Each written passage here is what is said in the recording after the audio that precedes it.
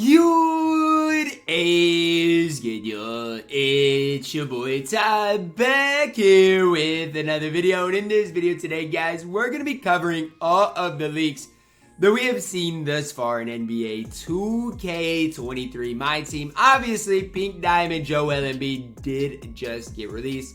We also have seen the Diamond Luka Doncic as well as Bradley Beal, who some people have been high on. So, if you're not similar to my team, here's normally what we have seen. We've seen two. Now, don't look at that. We got to go to the last Friday drop. We normally see three. We saw 3 diamonds last week, but normally we see 2 of the diamonds. Obviously, we're gonna get a pink diamond that does have a diamond and amethyst card as well. But here's what we've seen so far. Okay, 2 of the diamonds and 1 of the pink diamonds. That's what we've seen so far. So the only player left coming is the highlight player. Now, Joel Embiid's our center. So who's going to be the highlight player? My predictions is either Kobe Bryant or LeBron James. Now, why do I don't know? Well, it's going to be cards that, are bringing some unstoppable scores. I think Kobe was unstoppable when it comes to scoring. I also think LeBron James was pretty unstoppable. Now, I do think we could see James Harden. Probably don't expect it. I as far as the headliner, think more so LeBron James and Kobe Bryant. But we're going to be breaking down the cards we've seen so far. Bradley Beal, okay? Here's what Bradley Beal is going to provide for you guys, okay? Really solid release. His movement is pretty good as well. I'm just going to be breaking down things that some people might not know. His movement's going to be pretty solid. Now, the one thing about Bradley Beal that always hinders his early cards is going to be on that defensive end of the court. If Bradley Beal could play some defense, I wouldn't have a problem with him. He's going to be able to dunk the ball decently, have a good 3-ball, going to be able to handle the ball. But the problem lies on the defensive end of the court with Bradley Beal. Let's go back to last year and see if we did see an early Bradley Beal in my team. And then we can talk about that and kind of what we could, build on or possibly see from him. So this is the card we got on September 14th. I expect Bradley Beal to obviously be better than this. But you guys see decent 3-ball, decent driving dunk, speed is fine, bowling's fine. But on the defensive end of the court, the card was horrible. Now, obviously, this Bradley Beal that we're going to get tomorrow is going to be better than that. But again, on the defensive end of the court, expect him to be pretty limited. Now, Luka Doncic up next. Now, I know a lot of people are going to be excited about Luka Doncic because, look, guys, obviously, Luka Doncic was incredible last year. This Luka Doncic is again, defensively going to not be very good in my team. And I know people, when they hear Luka Doncic, they immediately just get excited. Now, in my opinion, Luka Doncic, you can get excited about him. I don't think the card is bad. What I would say is his release leaves a lot to be desired. Now, again, if you don't believe me, just go use the amethyst in my team or just go shoot around with Luka Doncic in general. I just think his release leaves a lot to be desired. Defensively, he's not going to be great.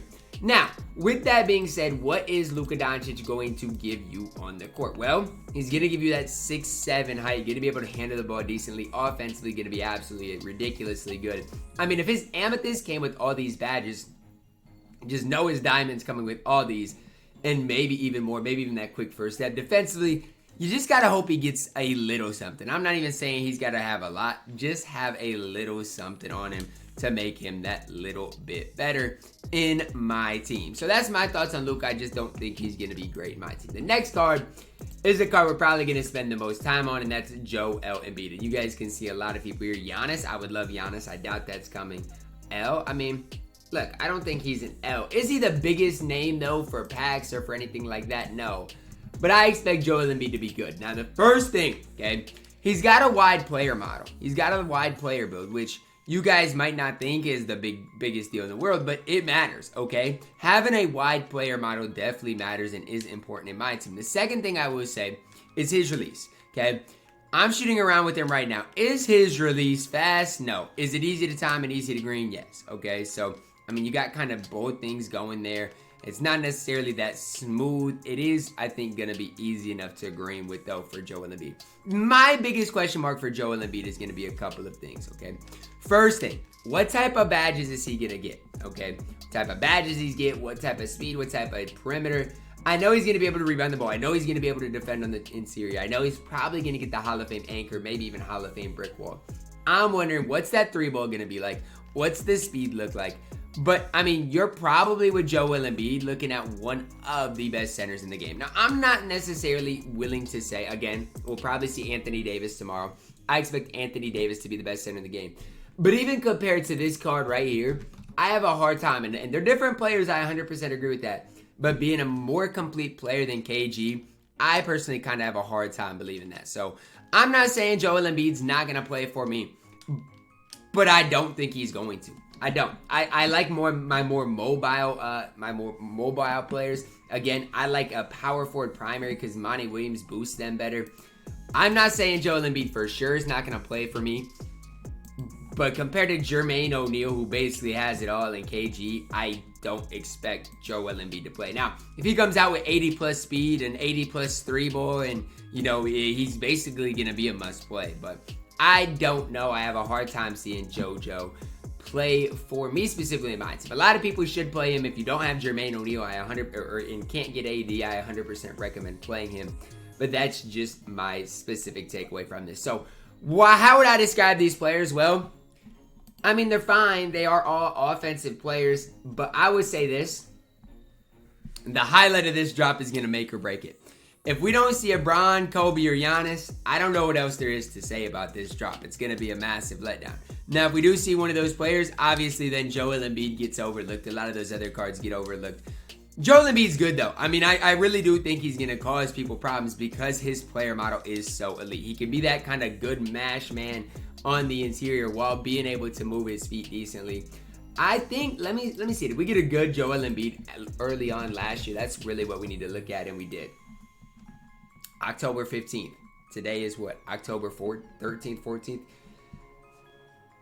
His stats better be better than this. That's all I'm going to say. I'm not going to say too much. I expect his stats to be better than this. But if this is what Joel Embiid's stats look like, he does not play for me specifically. Now, he might play for you.